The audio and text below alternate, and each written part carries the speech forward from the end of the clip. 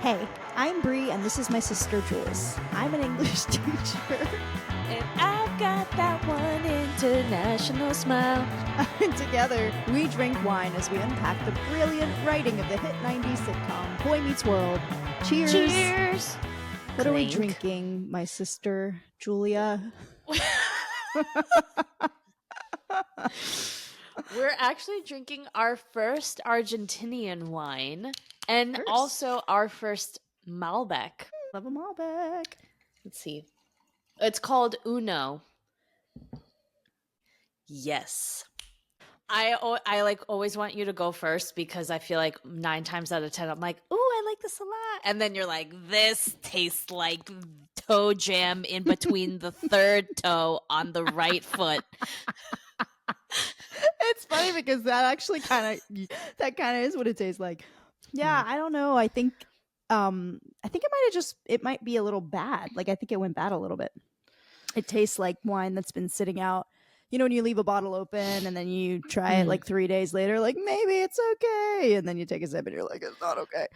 Yeah, that's how this tastes. Then I think you got a bad bottle. Mine is delicious. It is very smooth. Very, very smooth. It's got notes of black and red berry, which I would agree with. I really like this a lot. I don't usually go for Malbecs. I tend to lean towards Cabernet and Pinot Noir. Mm-hmm. So to be honest, I don't know that I could compare this to other Malbecs, but I really like this. I didn't like the first sip. Like it tasted like when you throw a bunch of fruit in your garbage can and then you go away for a week and then you come back and you have to throw out the garbage and it smells weird. Like it tasted like fermented garbage fruit. Yeah, we're definitely not drinking the same bottle. I don't get any of that. I also was looking into Argentinian wines because I'm unfamiliar with Argentinian wines, but I do know that Argentina is a popular place for winemaking. And I've read that it has perfect climate for winemaking because some of the great wineries are in the Andes, like at the foothills of the Andes. It gets really cold at night, but it's really dry. And then during the day, it's very hot and sunny. So it's like perfect climate. And also interesting is that most of the irrigation is from melted snow caps. Wow, that's interesting. Cool. Mm-hmm. Actually, you know what's interesting? You said you had a 2023 and I have a 2020. Mm-hmm. That might be the difference. All right, let's get into the episode. So we watched season 2, episode 14. I am not a crook. Cory discovers that power can do strange things to one's ego. This one was directed by David Traynor. It was written by Steve Young, who I don't think writes any other episode in the series, but he is a writer for David Letterman. It aired January 13th, 1995, and it had 18.7 million viewers. What were your first impressions? I thought this episode was a fascinating and often tongue-in-cheek dissection of the democratic process that hasn't changed a bit. Exactly my first impressions. I was like, this is really bringing me down because things have truly only gotten worse. Yep. I did do a little research because I felt like this was very on the nose. Like the way that all of the characters were acting, I was like, I feel like each of these kids is supposed to represent a different presidential candidate. Yeah. So I went into the right. I'm glad you did. I didn't think to do that, but you're absolutely right. I get the feeling, at least from like what the adult characters are saying, that like there's some sort of election happening that is very similar to what we saw. I assumed it was probably the 1992 election since this aired around that time. This aired like right at the beginning of 1995. That was an election where it was between Bill Clinton and George Bush. For the first time in 80 years, there was actually a televised 3-way debate between Perot, Bush, and Clinton, because Perot was like this independent, I think it was like a billionaire who just funded his own campaign. So we kind of get this 3-way thing going when Shawn at the last minute decides to come in, right? Yeah. So seemingly like, I'm an independent, I'm anti-establishment, and I'm like messing things up. Yes. So I don't know if Alvin and Cory could line up exactly as Bush or Clinton, but I feel like there was a lot of unhappiness. There was a lot of people like switching parties because like there was a lot that they felt needed to be fixed, but they weren't sure who was going to do the job. So it was a very interesting election for that, which is why like the independent, I think, was able to really gain some traction because people were looking to like just pick a candidate that would solve the problem, and not worry so much about what party they were. Also, what was interesting was, I don't know, chat told me this. I don't know if it's true, but apparently 1992 was considered, quote unquote, the year of the woman because there was so much going on in terms of women's rights and women's like role in the government. Yeah, Year of the Woman in 1992. If you literally just type in Year of the Woman, it comes right up. The Year of the Woman was a popular label attached to 1992 after the election of a number of female senators in the United States. The hotly contested Senate confirmation hearings in 1991 for Supreme Court nominee Clarence Thomas involving the allegations of Anita Hill raised the questions of the dominance of men in the Senate, because Anita Hill was sort of famously treated poorly in that case. And so there was a lot of backlash. And then we see some accusations of misogyny in this episode, right? So Shawn gets accused of saying that all girls are icky. And I felt like that had to be referring to something that must have happened, right? Yep. So I was trying to look into it, and it's confusing because there really were so many allegations among all of these men. I mean, Bill Clinton's whole thing. We know about the Monica Lewinsky thing, but do you know about the Jennifer Flowers affair? No. Right. So before he even was elected, he was already being accused of having had a 12-year affair with this woman named Jennifer Flowers. She was an Arkansas state worker. And the Clintons together addressed the allegations in a 1992 60 Minutes interview where Bill Clinton admitted to causing pain in his marriage but denied the affair.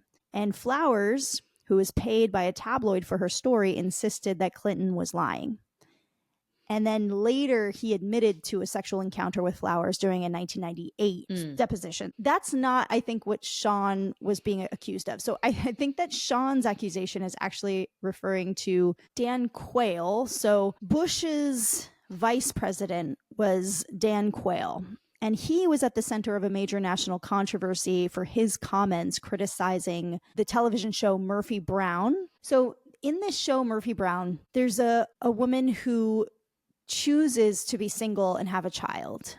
And he gives a speech in 1992, May 1992, on family values.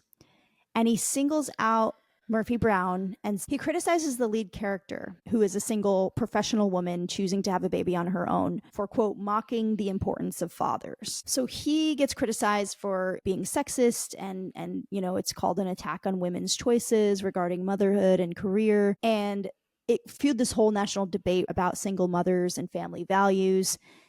And basically this whole thing was kind of a misstep politically that hurt the Bush Quayle ticket. And so I think that's probably what is being nodded at least a little bit in this episode, right? Yeah. Or like even just the idea of candidates in past elections probably most likely being like, in the past kind of anti-woman or believing that women shouldn't be in government, and then like flip-flopping and changing their mind and being like, actually, we're very supportive of women. And in fact, here, I have a female vice president. So I definitely was recognizing what the writers were doing there. Interesting. Yeah. This was all, that campaign was crazy. Like there was so much name calling, and like there was a lot of dirty stuff going on in terms of trying to catch people for doing things in their social lives that would, discredit them. Yeah. A little smoking gun to get them to step down. Yes. One last thing. They brought up like lying a lot, and obviously you could just point to any election and see, find a candidate that's said they were going to do something and not actually done it. But in terms of kind of like a famous one from 1992, there was sort of this 1988 acceptance speech in which Bush famously pledged not to raise taxes. He said, "Read my lips, no new taxes." And then a recession hit, and he actually agreed to a budget deal in 1990 that included tax increases, which critics, including Bill Clinton and Pat Buchanan, who was the Republican primary opponent, repeatedly kept bringing up as like a broken promise. Like, he said he wasn't going to raise taxes, and then look, he signed this budget deal that increased taxes. So we wouldn't know anything about having a president who says that they're not going to raise taxes and then raises taxes, you know? No. I have no idea what that must have been like for them. Yeah. That's wild. That must have been wild living in the 90s. God. You know what would be cool? A female president. All right, let's get into the episode. So we start off in the hallway, and Cory and Shawn are signing up for clubs and activities. There's this big poster that says, "Who will you be?"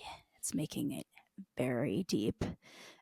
And basically they're going back and forth, and Cory concludes that there really aren't any clubs or activities that speak to him. You know, there's nothing for a guy like me, just an ordinary guy who doesn't know who he is and isn't really great at anything.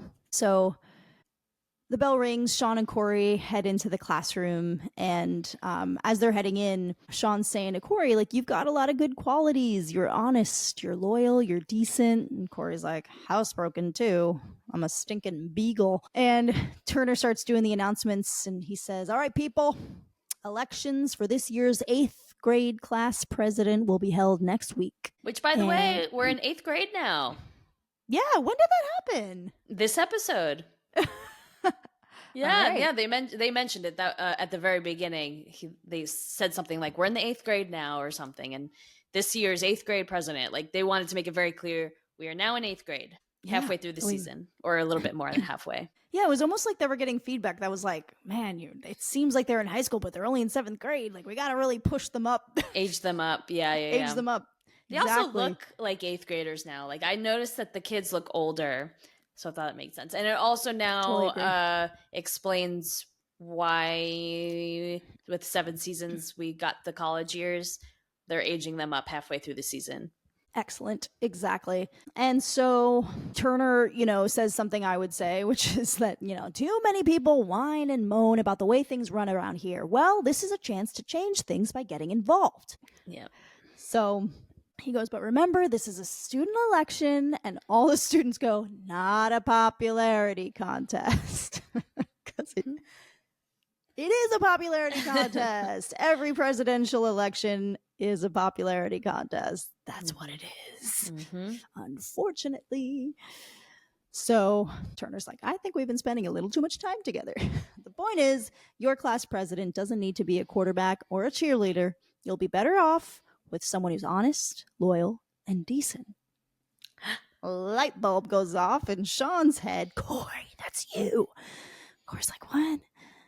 So Shawn is trying to now get Cory to be president. Alvin raises his hand. He's like, I have a nomination, me. And Turner's like, you can't nominate yourself.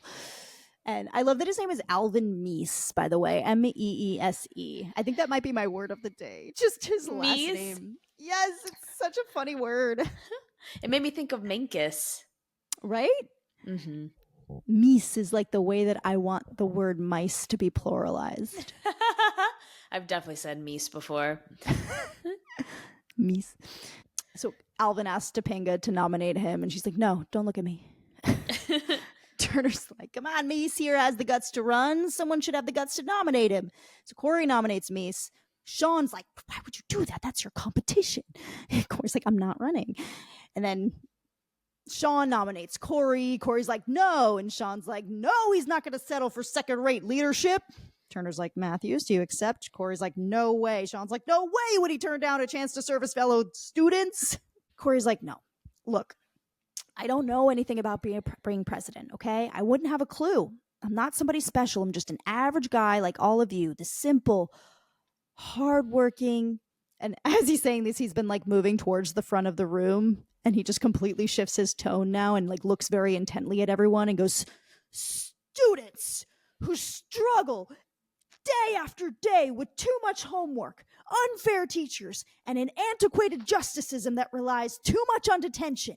And if elected, and he like grabs the American flag out of its holder, if I win and you guys vote for me, I would say to each and every one of you, hey, thanks. What is that in Cory? We've seen this quite a few times over the past 2 seasons where he suddenly is filled with so much charisma in front of a classroom and is like, I must now address you all. He did this for the Me and Mr. Joad episode. So we're in the hallway. Shawn's telling Cory he's really got something. He's trying to convince Cory to run. He's like, you could really win this. Shawn's like, we got to take your message to the lunchrooms, to the bathrooms, to the halls, to the stalls. We have to tell everyone who you are. And Cory's like, but I'm not anybody. And Shawn's like, say it again. And Cory really seriously goes, I'm not anybody. And Shawn's like, that's what they like. You're not some handsome, smart, popular guy. You're not cool. You're not even halfway. Damn, Shawn. Like, I got it. Thank you. You're on my side, right? Shawn's like, there is no other side. I'm going to put together a campaign like this school has never seen. An unstoppable tidal wave gathering snow, blazing through the sky, crushing everything in its beak.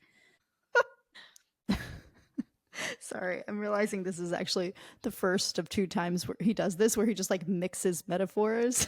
Oh, yeah. Like an unstoppable tidal wave gathering snow, blazing through the sky, crushing everything in its beak. That doesn't make any sense. So this is where Cory says something that I'm like, what? He goes, you're getting off on this, aren't you? Did you notice that? I did not notice that. Yeah. And I was like, does that not mean what it means? Like, does they're in 8th grade now. They say jokes like this now. Yeah, but not on television. Like, the writers gave them a really mature joke. That's a really mature joke. I was like, wait, what? And Shawn says, I gotta say, I am. So now they're speaking into a video camera because Shawn is filming. And Cory goes up to Topanga and says, hi. He shakes her hand. He says, why, hello there, young lady. And what do you think of me? And Topanga says, hi, Cory. Tell me how you plan to make this school a more effective institution for the entire student body. Cory's like, well, that's a very... Shawn.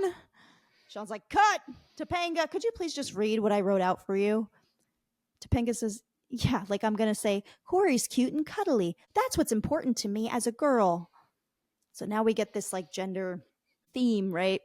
Which is what was being, fought against in the 1992. And Shawn says, what? And Topanga says, this is not how I think. This is not how any girl thinks. And then she says, and there's no M in cuddly. Oh. Right? I was like, what did he write? Oh, interesting. Right? Maybe it was a harmless joke, or maybe it wasn't. Right? Like, what a weird letter of all the letters. Interesting. Uh-huh. So Cory says, Topanga, please. Shawn knows what he's doing. Shawn says, no, I don't. Cory's like, what? And Shawn's like, really? She's right. I should have been more sensitive to our female brothers. Tell you what, these are gone. Throws out the papers. I want you to say whatever you think needs to be said as a human being who just happens to be female. Topanga says, apology accepted. And Shawn says, all right, before you start, could you wet your lips? Topanga's like, you are so sleazy. And she leaves. This is capturing what was going on at the time. Yeah. I'm also curious, in your research of what was going on in 1992, was there any sort of like big campaign manager that kind of got famous from like their campaign strategy that is like representative of, or that Shawn is representing? James Carville served as the chief strategist of Bill Clinton's campaign, and David Wilhelm was the campaign manager. Carville is famously known for coining the phrase, "It's the economy, stupid," which became the central focus of Clinton's campaign. Carville's energetic and unvarnished persona became emblematic of a new, more modern democratic approach to campaigns. He was seen as a key figure in showing Democrats how to win again after a series of presidential losses. So he was kind of known for this idea of the War Room, which was a campaign headquarters in Little Rock, Arkansas. And it was created with communications director George Stephanopoulos, and it was a rapid response center that addressed and neutralized attacks from opponents. So in a whiteboard in the War Room, he wrote 3 messages, the most famous of which was, "It's the economy, stupid," a phrase meant to keep the team focused on the struggling economy, which was a top concern for voters. So he was really good at making sure that they just strategized brainwashing voters into voting for Bill Clinton, and was really good at deflecting the accusations of Jennifer Flowers, for example, and the marijuana controversy. Like, Bill Clinton basically was still able to win despite kind of having a lot of pretty scandalous accusations thrown at him by following the advice of James Carville. Interesting. Yeah. Huh. So Shawn's supposed to be him, I think. Yeah. So we're in the kitchen, and Shawn's filming another campaign video, and Amy comes down and reads the script. Turns out they're going to say that Cory wakes up every day and does whatever he wants. He eats pizza for breakfast because his parents are dead. Amy's like, "Oh, excuse me?" Cory's like, "Don't worry. After I get elected, you're going to be found living amongst the bears in Oregon." Oh my goodness, the lying. The lying. And the ease of the lying. And The unfortunately, I'm like, yeah, of course. Like, I'm not like, like, this is so normal. I don't question any of it. Yeah. I've said that to a kid before. Like, a kid just lied, and it was very low stakes, but I was so fed up with them all just lying. Like, it was so fine and normal, because at the end of the day, they know their power as kids, and they can just say whatever. And then if I push them on it, then I look like I'm being abusive, like, because I'm not taking them at their word. And how dare I not take them at their word, But I just looked at him and I was like, it's not so much the lie that you just said to me, it's the ease with which you just said it. And that was it. And it was just silent after that. Like, I can't. It's not good. And the fact that it was happening back then and that it's still happening now, I don't know what to do about it. How do we break this cycle? I mean, the politics have gotten so much worse. And it was bad back then. It was all shocking and terrible back then when all these things were happening, right? Like, we had a president who had this scandalous affair, 12-year affair with someone, and then the Monica Lewinsky thing. Like, at that time, it was very scandalous that he had smoked marijuana. It's not, but it was at the time. Yeah. Like, now we have this president who, it's like, I don't even know where to begin. I don't even know where to begin with this president. Yeah. Like, yeah. This seems like it's as bad as it can get, but I know that it can get worse. Like, is that what's going to happen? We reach new lows like every week. Like, what is the point of having a president that is like this? Like, what does it actually do for us? It doesn't do anything for us. It does stuff for them. It helps them make more money and helps them do things that help them, but it doesn't actually help us. So what are we doing? Like, how are we fixing this? How did we not learn any lessons from this 1990s stuff? Like, how did we not learn at the very least that they're lying to us to get our vote? Yeah. I might not come back from Japan. I might stay. Just remember that this stuff is happening all over the world, people. I'm just going to throw that out there. Like, my friend was talking about moving to Italy, and I was like, do you know what's going on in Italy? Like, this is happening all over the world. So yeah, Cory is lying that his parents are dead. But also, I skipped a short scene with Eric where Shawn wants to show the like brotherly relationship between Eric and Cory. But did you notice the audience's reactions to Eric being on camera? Yes. See, I don't understand how the live audiences work, because to us, this is one season. But I do, as I say this, I realize that I do feel like the boys look a little bit older. I think Cory looks a little bit older. So I wonder if time has passed and this is kind of like season 2-ish of this season 2. And there's been like a summer break and now they're back and the live audience is like excited to see him for some reason. I don't really understand. There hasn't been, though. The previous episode was came out on January 6th, and then this one came out January 13th, so it was just a week later. I'm talking about the reaction that everyone's having. I have no idea. To seeing Eric. I don't know how this works. Yeah, because like it's almost like he went viral in a week or something. Like I don't understand why it was different. Like, why are you acting differently to seeing Eric than you did last week? You know? I wonder if he was in a movie, like My Date with the President's Daughter or something. My Date with the President's Daughter. Oh yeah, I love that. You always sing that every time you hear it. It's such a good song. Maybe it was on some magazine covers or something. So we're in the hallway, and Feeny is being brutal to this poor kid, new kid, Mr. Magruder. He says, I don't care to hear what your little brother tore up or what your dog ate. I want your paper on my desk by first bell tomorrow or else.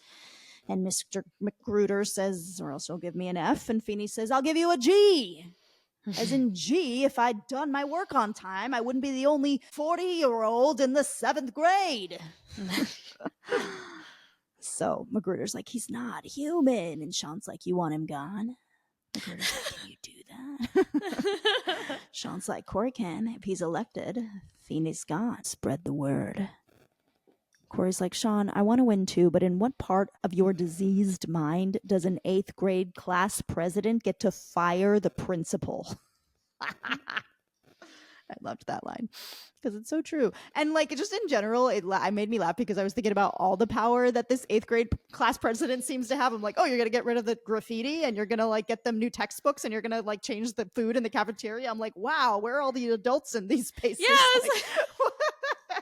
Like, it's almost like they have jobs like for adults in these schools to handle these issues.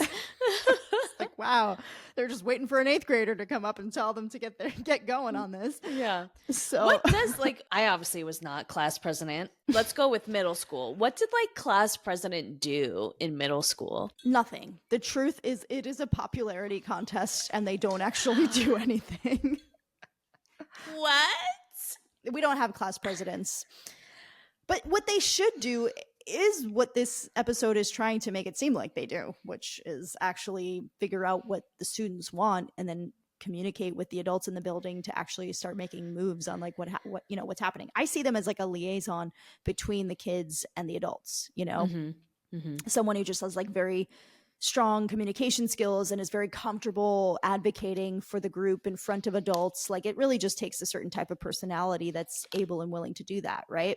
Yeah. And then they just like talk to all the kids and figure out what they want. And then basically our class president was Omar, the kid who did the petition when I told the story about that whole thing with my math teacher, right? He wasn't elected, but he just like stepped up and took a leadership position and organized something to, get us our rights. So then we're in the cafeteria and we get another scene that feels like a scene from Me and Mr. Jode, where like kids are standing on the chairs and like yelling about things. And Alvin's on the chair and he's, announcing what he would do if he was president. He's like, and if teachers get paid for teaching, then students should get paid for learning. Yeah. And this homework thing, what is that about? If they can't teach enough during school hours, why is that our problem? Yeah. These are not bad points. Shawn's like, this guy may be cheesier than we are. Cory's like, what do we do? Shawn's like, we break out the heavy cheese. Let me tell you something, my friends. How can you believe anything this guy says? He's got straight A's. He's been making you look dumb for years. Can you really trust this curve breaker? Curve breaker, curve breaker. He really is Cavill. So, nudges Cory to say something. Cory gets up on the chair. My fellow students, there are many challenging issues which currently face John Adams High. Issues that seemingly have no solutions.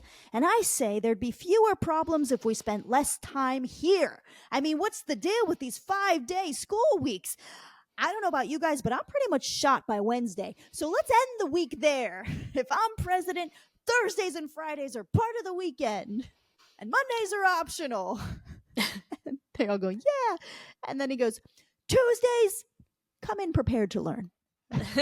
There's the Cory we know and love. I love it. We are the future. And Alvin gets down from his chair and walks over and he's like, hey, you can't make 5-day weekends. And Cory's like, yeah, well, you can't pay kids for going to school. Alvin's like, are you questioning my integrity? And Shawn's like, yeah, we are.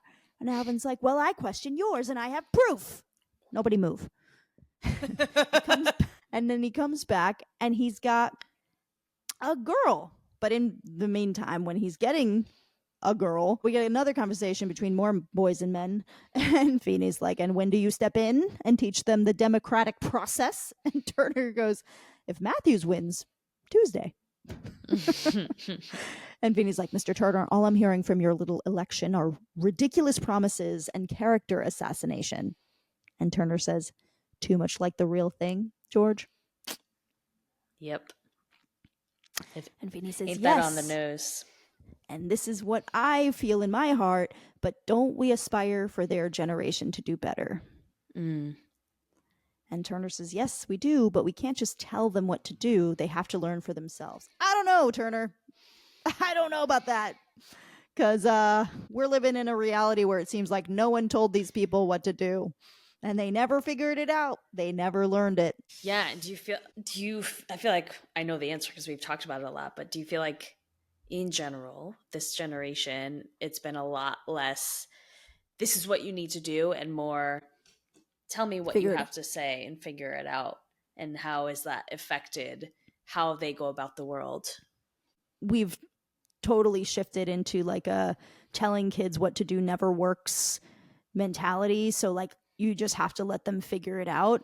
And it's a lot of like independent learning and like project-based learning. And while yes, I do believe in general kids do learn better that way, I just feel like we're completely forgetting that for generations there were elders that passed down wisdom and knowledge to younger generations. And yes, always they're not going to listen and they're going to have to figure it out themselves. But if they've never even heard what they're supposed to do, if they've never even been taught about the mistakes that previous generations have made, they're going to be reinventing the wheel. They're going to be going from the ground up with these things. Like, you know what I mean? At the very least, they could be starting at a higher level if you're already teaching them about previous you know, because you bring up a good point. Like kids are going to mess up. They're going to go, they're going to defy. That's what they do. That's what we all did as kids. But not giving them anything, why would you not, you know? The independent project-based stuff is really effective if they've also been taught the answer, you know? So like if you tell the kids a story about an election in the past where, let's say, I remember learning about an election, I can't remember even which election it was, but an election where there were two candidates that were fighting for essentially like the same ideas, but there was like one little difference between what the two of them wanted. And then there was a third candidate who had totally different ideas from the other two.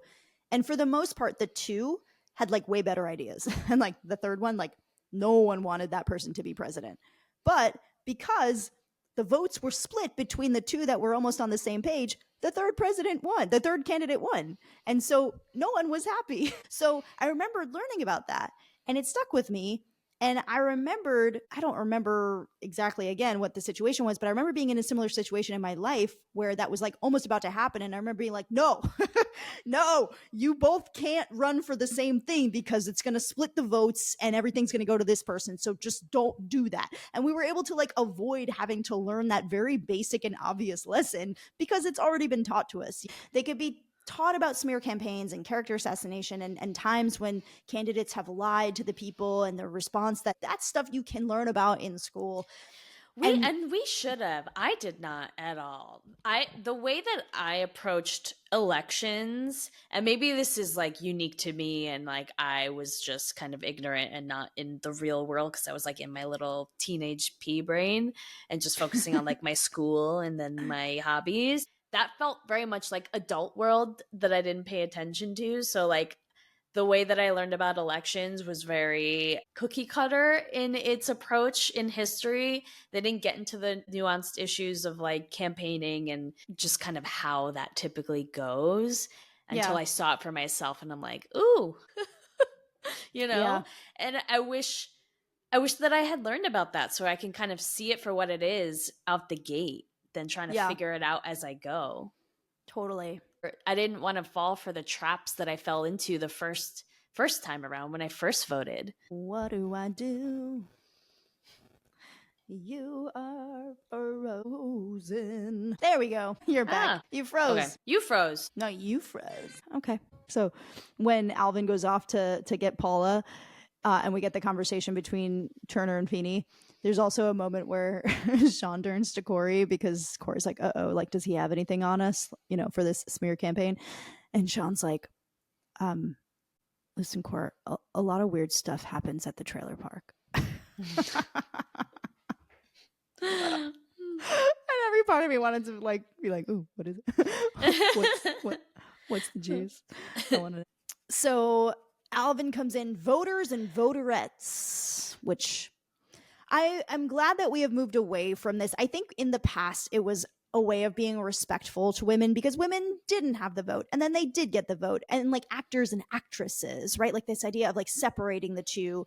I do think I understand the intention behind it, but now I'm glad that we're moving into like everybody's just an actor, everybody's just a voter, everybody's just a server, there aren't waiters and waitresses, everyone is just a flight attendant, there aren't like stewardesses, like I like that better.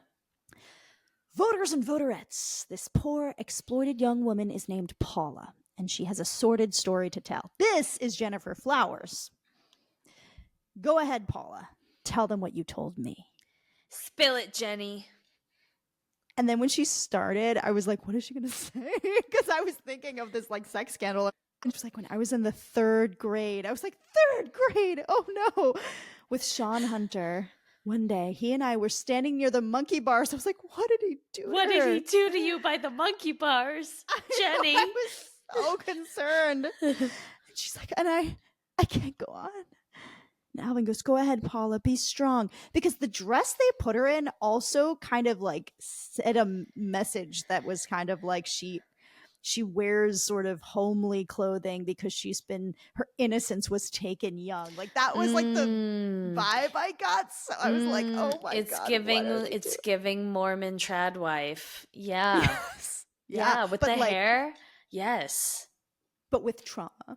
Like, yeah. Oh, yeah. So she's like, well, Shawn said that all girls were icky. I was like, oh.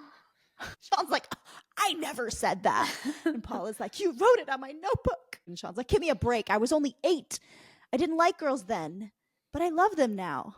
And Alvin's like, so you changed your mind? And Shawn's like, of course. And he's like, flip-flop. Flip-flop. He changes his mind about girls. Who knows what he's going to change his mind about next? Flip-flopper, flip-flopper, flip-flopper. This is how it goes. This is so real, unfortunately. This is insane. How real it is. And it's truly not even a fun episode for me. Right. So, I mean, it's just kids fighting in the playground. That's what that's what it is. That's what this is. Exactly. Middle schoolers. And I have said that before, by the way. I have literally said the way that our current president talks and is so similar to the way that so many of these middle schoolers operate. Like it's truly like that is where he's at. That is and what do you think that does to children that age who have the same reading level as their president? They must feel like gods. I didn't even think of it like that. They feel like gods. I'm thinking he is a middle schooler. I did not think my middle schoolers are like, I'm as smart as the president. Yeah. Did not think of it that way. Yeah. Yeah. What do you think that does to the mind of a kid who feels like their president is as smart as them? Or it makes them think that they're done. They're done learning. They're done. We've reached the peak. Yeah. Which, who can blame you, right? Apparently, at your level, you can be president. Yep. And I would vote for some of them over him. I really would. Absolutely. Me too. They're calling Shawn a flip-flopper. Cory's like, wait a minute, he's not even running. And Alvin's like, but he represents you, doesn't he? Shawn's like, I sure do. And Alvin's like, then Cory, are you prepared to drop out of the race? And Cory says, no. And Alvin says, are you prepared to drop your flip-flopping one-time sexist campaign manager? Paula's like, all I want is justice. Shawn has to go. Shawn must go. Shawn must go. Cory's like, wait a minute. Don't you guys want a president who's loyal to his friends 100%? No. Cory's like, really? That's what you guys want? Yes. Cory's like, then Shawn is out. Yeah. It was that easy. So Shawn and Cory are now in the cafeteria. They were in the cafeteria before, but we get a little break and now it's empty. And Shawn's like, how could you do this to me? Cory's like, did you hear them cheer, Shawn? I think we picked up a lot of girl votes. You said we were weak on girls. This is how they talk. Got a lot of girl votes. Yeah. We got the women's vote, right? Yeah. Oh my God. We were low on girls. Yeah. No interest in the actual issues, just interest in what they got to do to get to the top. Shawn's like, Cory, you fired me. And Cory's like, well, yeah, just a little. Shawn's like, no, it was all of me. Cory's like, but I had to. We're in this to win, right? Shawn's like, we. Cory's like, Shawn, you're squealing. Shawn's like, yes, I'm squealing. That's the sound you make when your best friend takes a gun and stabs you in the back right in front of your eyes. Shawn, take a breath. Cory's like, look, I just did what you told me to do. I gave the people what they wanted. They go back and forth. And yeah, the conversation doesn't really go anywhere. Shawn's like, you fired me. And Cory's like, Shawn, my friend, this is not a time for bitterness. This is a time for healing. Shawn says, you know what, Cory Matthews, if I met you just this minute, I wouldn't know who you are. Which is true because you just met him this minute. Wait, I didn't pick that up the first time. Cory says, I'm Cory Matthews, the next president of the 8th grade. Shawn's like, not without me, pal. So they are kind of in a rivalry. Cory's let the power totally get to his brain. Doesn't care who his friends are. He's just like, boom, I want that power. Got a little taste. Yep. So Eric comes over. Woo! All the girls scream in the audience. He's like, so how's the campaign? And Cory's like, we're just reevaluating, considering a new direction. And Eric's like, and would that be down? And Cory's like, look, Shawn was just holding me back. And Eric's like, yeah, you're right. Probably a good move to dump your best friend for a dopey class election. You're going to lose anyway. Cory's like, you know what? You're jealous, huh? You're used to being the big man, Mr. Rugby shirt, Mr. Good hair, Mr. Dimples. Eric's like, oh, stop. So he's like motioning for Cory to continue. Cory's like, when I'm president, people are going to look at you. And you know what they're going to say? Who's sitting next to Cory? Who's that giving Cory a ride home? Eric says, who's the guy with the photos of little Cory running naked through the sprinklers? Cory's like, Eric, big deal. I was 4. Eric goes, you were 12. And Cory goes, it was refreshing. 12 is the peak age at which you should not probably be doing that. And we're in the kitchen. And we get a little conversation between father and son. Cory's up late working on his speech for the debate. And Alan starts looking at the speech and he's just like, how are you going to get him to shoot Baywatch at your school? Cory's like, well, we have a pool. Alan's like, no, you don't. Cory's like, keep reading. I want to see that plan. I want to see it. Also, like, how is that helping anybody? So Alan's like, oh, yeah, and a water slide. Nice touch. What are you going to call it? Raging promises? Cory's like, Dad, it's just to get elected. Once I win, then I'll do the real stuff. Cleaning up the graffiti, getting better food in the cafeteria, just be an all-around voice for the students. All the Natural. normal things. Yeah. Alan's like, that sounds pretty good. So why don't you put some of that in there? And Cory's like, because it's boring and nobody votes for boring. They want to hear what you're going to give them. And Alan's like, even if that's not really what you're going to give them. And Cory's like, Dad, you don't sound like you're behind me on this. Alan's like, Cory, I'm always behind you. I'm just not sure I'm behind what you're saying here. And Cory says, I'm just trying to win. And Alan says, why is that so important? And Cory says, so I can be president. And Alan says, well, why do you want to be president? And Cory says, because then I'll finally fit in and be the person I want to be. Which is to fit in. Yes. And Alan says, who do you want to be? And Cory says, Cory Matthews, honest, loyal, decent. And he like pulls up the campaign sign when he says it. And Alan's like, honest to the voters, loyal to your best friend, and decent enough to kill off your parents. So we're in the auditorium and we get the debate. Essentially, Feeny is like making asides to Turner, like, oh, slim pickings, like we really have two terrible candidates, basically. And then at the last minute, Turner announces that technically we never closed the nomination process. And so as of now, there's a new candidate for president. And Feeney's like, oh, good. Perhaps some serious-minded student appalled by the tawdry level of the campaign thus far. Tawdry? Word of the day? No? Maybe? Ooh, tawdry. That's great. Yeah. I didn't have a word of the day. I couldn't think of one, but I like that. What does that mean? I don't know it. You should Google it and tell us because it's your word of the day. Oh, it's my word of the day. I'm giving it to you. Don't tell me how to spell it. Tawdry. I want to say it like doily. He walked tawdry down this tree. Yes. Tawdry is an adjective. It means cheap and gaudy in appearance or quality, like tawdry clothing or jewels or furniture. Well, I found myself seated in a horrid little private box. I looked out from behind the curtain and surveyed the house. It was a tawdry affair, all cupids and cornucopias, like a third-rate wedding cake. Quote by Oscar Wilde. Oscar Wilde, that's hilarious. It was all cupids and cornucopias, like a third-rate wedding cake. Amazing. Yeah, tawdry. We need to bring that word back and start judging people and things for being tawdry, like our current president.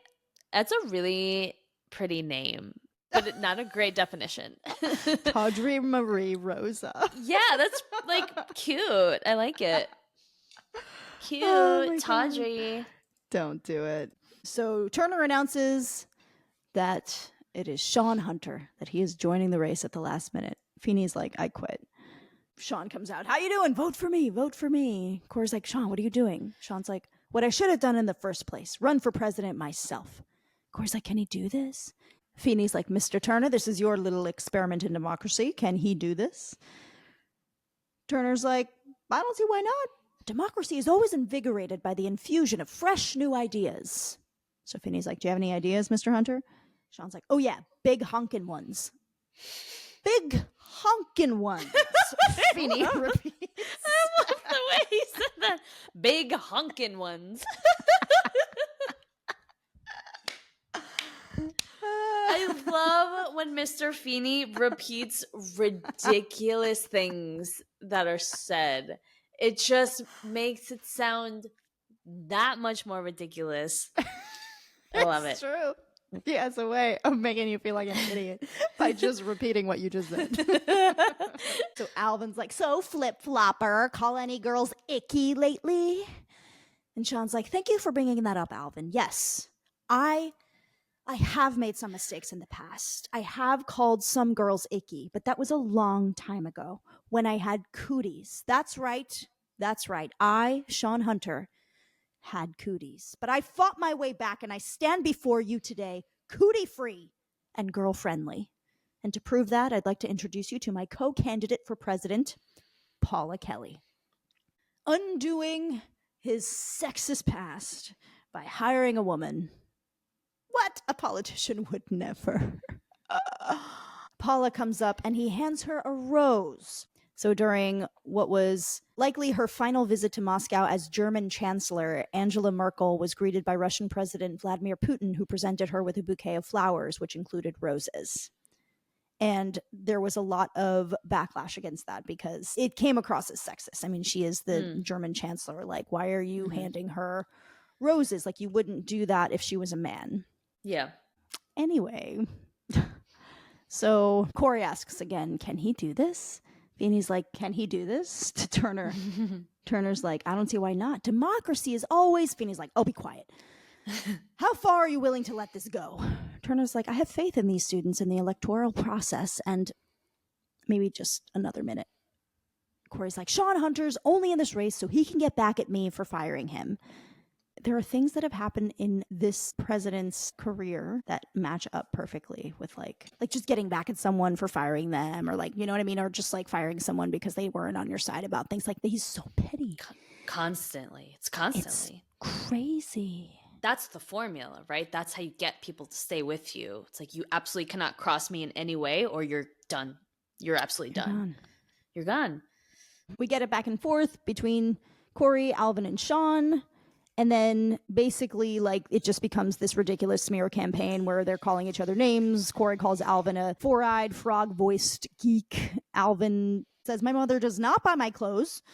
And then he just stops and he's like, "I resign." Feeny's like, "Order, order. This has all gone far enough. Go back to your classrooms and cast your votes for the remaining candidates, and may God have mercy on your souls." Cory's like, "Wait a minute, Mr. Feeny, before they vote, shouldn't they hear what we have to say?" And Feeny says, "No."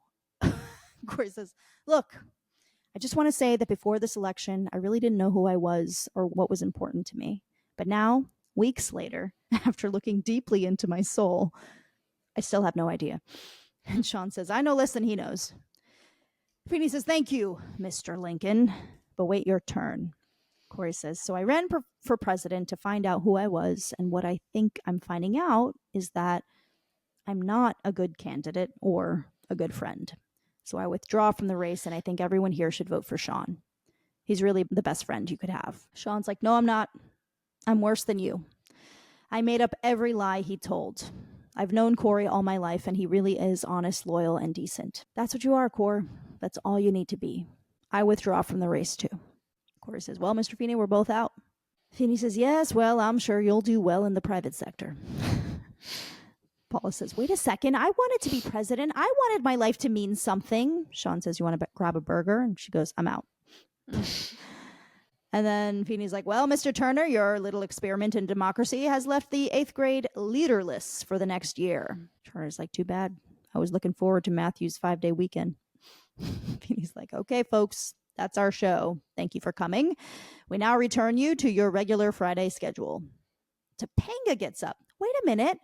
Our class needs a leader. And if we ignore all our problems, they're not just going to go away." But she says it in a way that basically tells Cory to get out and so she can take his place behind the podium. "There's graffiti all over the walls, and those old social studies books, when are they going to replace those? And how about some better food in the cafeteria? Yeah! And if elected, I will be a voice for the entire student body." Cory's like, "She's got my vote. You know, she would make a great president." Turner's like, "Yep, I knew it would all work out." And he's like, "Do you realize how lucky you are?" Turner's like, "Yes, sir, very lucky." Topanga's like, "What we really need is someone who will work hard to make small but real changes that will make a meaningful difference in our daily lives." Cory's like, "Honest, loyal, decent? Yeah. What about a water slide?" Topanga's like, "You got it." Cory's like, "And the power means nothing to her." And she's just like chanting her own name. Topanga, Topanga, Topanga. And that's pretty much the end of the episode. At the very end, when it cuts to the credits, the producers, Topanga's name is there as executive producer, as like a funny joke of the fact that she's like now leading everyone. She's the ruler. Oh my God, I missed that. That's so funny. Yeah, well, I forget whose name was there, but it bumped out and Topanga's name came in. Oh my God, I missed that. That's so funny. Yeah. Yeah, so we get a little button. Amy and Alan are talking in the kitchen, and Amy's like, "Cora seemed pretty quiet during dinner." And Alan's like, "Yeah, at least we didn't have to listen to any campaign promises." And Amy's like, "Poor little guy. He would have made such a cute president." Alan's like, "I think he's better off. I'm kind of proud of him for dropping out." Amy's like, "I didn't know he dropped out." And Alan said, "Yeah, made a bunch of promises he couldn't keep, and it finally caught up to him." Like, when is it going to catch up to any? This is never. It's actually amazing how people sleep at night. Right? Yeah. It blows my mind. Like, what's really destroyed me in the past few years about all of this is like all the people that still vote for him, that still support him, that still are like happy he's president right now. I'm like, what? Like, where are your values and ethics and morals? Like, who taught you to value someone like that, to vote someone like that into office? Like, don't you feel any sense that like there should be a sort of integrity to the person who leads our country? Like, it shows such a lack of pride for this country. Like, it's really anti-American. It's like very unpatriotic. Like, it really irritates me on a very deep level. And yet that is like the face, right? Like that is the veil of the whole thing, which is crazy to me. Like when I see somebody sporting something American looking, like I have an assumption about them, unfortunately. Yeah, he couldn't. All the lies caught up to him. Good lesson to be learned. You cannot make promises like that. People remember. Do they? And Amy says, yeah, like when you promised to take me to Europe. And Alan says, exactly. And Amy says, do you remember when you said that? And Alan says, we were sitting at that place. And Amy's like, that's right. We were drinking that wine and eating all those strawberries. And you said, sweetheart, one day I'm going to take you to Paris. I promise. And Alan says, and that's a promise I'm going to keep this summer. Paris. You can book the tickets. Oh, Alan. Paris, you and me, babe. He leaves. Eric, Mom, did Dad really promise to take you to Paris? Amy says, of course he did. Just now. So even she's lying. Lying. Everybody lies. You're a liar. You're a liar. Everybody lies. So, you know how I am about lying. Like, I can't do it. I really can't be around people that lie because then I just don't trust them. And then I feel super uncomfortable around them because I'm like, I don't know if what you're saying is true or not. Yep. Even like withholding information to me is lying. My takeaways, I was put in a very dark place, honestly. Like, this just made me feel really sad for the state of the world. Yeah. And like Feeny's line about how, don't we want this next generation to be better? What happened? Yeah. Yeah. And I get that like the Trump generation is not the generation that Feeny is teaching in this episode, right? Like, yeah, I agree, but like I'm not hopeful. I do think it's hard to get worse than him, but there is so much bad regardless of him, like surrounding him, in his circle, outside of his circle. There's just so much corruption. It's crazy. I don't even know where to begin. I have like no hope around it at all. I know. Anyway, what was your takeaway? Same thing. Yeah. I'm like, it's unfortunate that this episode was is 30 years old and it feels like nothing has changed. In fact, things feel worse. And I don't feel hopeful that things will get better anytime soon. In the 1992 election, one of the major things on the docket was that there was a widening gap between the rich and the poor. That gap oh my God. is so much wider and is getting wider and wider and wider. And I don't know how that's going to get solved without It's like feudalism part changes. 2. Actually, though. Yeah. Which we all know how that ends. Mm-hmm. With a violent revolution. Yep. So I think that the people who have the money, they just basically experiment with how much they can squeeze out of people until there's like a little bit of unrest. And then they kind of like release the purse strings a little bit. And then they sort of like tighten them up again. And like ultimately we're kind of just stuck in this like, they've got all the power. I think we're in like the tense part right now. And then they're going to be like, all right. We gotta like spread it a little bit. Not to the point where we break down the whole system. Like we're still going to have the money, but we just need to like, calm people down a little bit. Thanks for listening. That's the end of our episode. Please rate and review us. Follow us at Boy Meets Wine Podcast on Instagram and on TikTok. The name of the wine we had today was Uno Malbec from the winery Antigua. Theme song credit goes to Julia Rosa. And next week's episode is Season 2, Episode 15, entitled Breaking Up is Really Hard to Do. Cory discovers that relationships based on lies can still last a long time. Wow, continuing the theme of lies persisting. I can't do it anymore. Put me out of my misery. I can't. Bye. Bye.